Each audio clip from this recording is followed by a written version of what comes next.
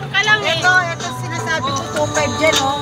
Yung mga binibentang lupa ni ano. Doon. 2.5 per square meter o mga lakson dyan. Mga lakso. Oh. 2.5 per square meter? Oo, 2.5 per square meter. Eh, kamahalan na din eh. Kahit papasok na nga yan.